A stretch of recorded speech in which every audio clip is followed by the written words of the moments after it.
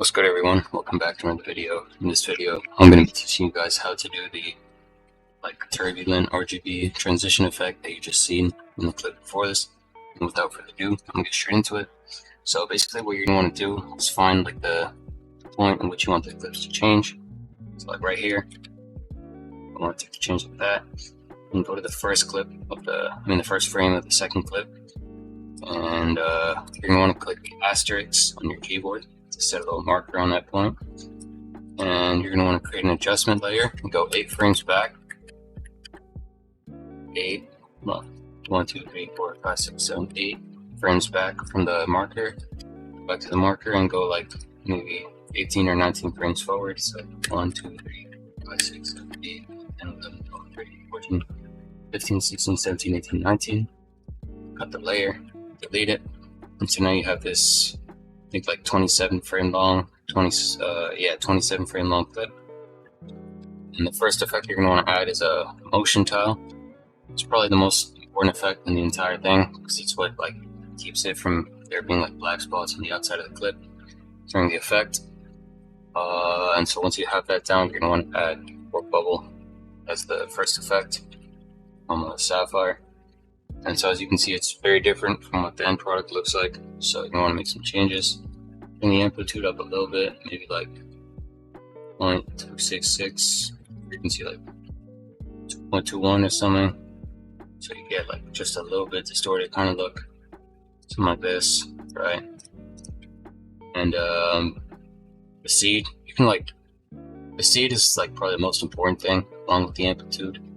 So you want to keyframe both the seed and the amplitude at 0 to start. Go to the transitional keyframe, make the seed 0.23 or something, make the amplitude what we had before, it's 0.266. And then go to the end, set the amplitude to 0, and then make the seed a little bit higher, 0.3 or something. So now you have this. You're going to want to click U to sort of see all the keyframes. Drag a selection box over and hit F9 on your keyboard. If not, you can click on this little thing, sort of drag your thing all over that, and then hit this thing, easy ease, right?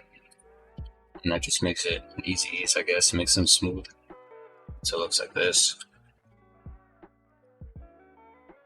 That. And the next effect you're going to add is a little shake. Underscore shake. You don't have to change the values or anything. Instead it's 0.1. Make the frequency really high. It's a really low amplitude, so the shake just gonna look something like this. Something really, really, really tiny. You'll barely be able to notice it, but it makes the effect look better. Trust me. So again, set it to 0 to start. Keyframe the amplitude. Go to the little marker you have. Set it to 0.1, and then come back to the end. Set it to 0. U, drag over the keyframes and hit F9. I'm gonna make the keyframe, I'm gonna make it a bit shorter, 18 frames, something like that. And the next step is distort RGB by Sapphire. Again, this is mainly Sapphire plugins. A link to it is going to be in my Discord server, and that link's going to be in my description. So be sure to check that out. Join the server, join the community. And so let's get straight back into it. So first thing you want to change is this blur lens thing. Set to 580 or 600 even. If you want, it just makes it look bigger, and less distorted, I guess.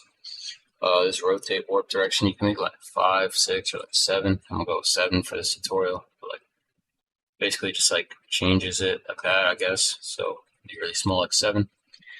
And for the amount, maybe 0.48. Something like that, so you can still see all the features. You just get this little rainbow thing around it, that,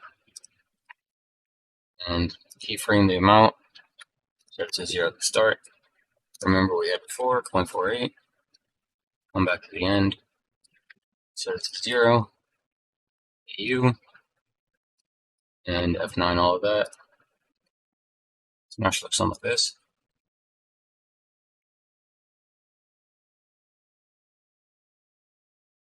You don't want all this jittering at the sort of on the second clip.